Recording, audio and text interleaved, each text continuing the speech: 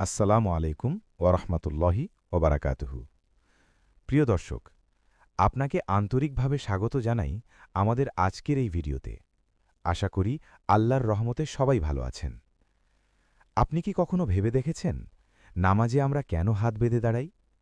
এটা কি শুধু একটা ভঙ্গি, নাকি এর পেছনে লুকিয়ে আছে গভীর কোনো অর্থ? আজ খুব সহজ ভাষায় আমরা জানব নামাজে হাত বাঁধার কিছু গুরুত্বপূর্ণ উপকারিতা, কুরআন আর সহি হাদিসের আলোকে।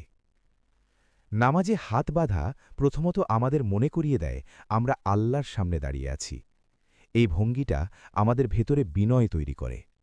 কোরআনে আল্লাহ বলেন, নিশ্চয়ই সফল সেই মুমিনরা যারা তাদের নামাজে বিনয়ী। সূরা আল মুমিনুন। দ্বিতীয়ত, নামাজে হাত বাঁধা রাসূলুল্লাহ সাল্লাল্লাহু আলাইহি ওয়াসাল্লামের সুন্নাহ। সহি বুখারীতে এসেছে, তিনি নামাজের ডান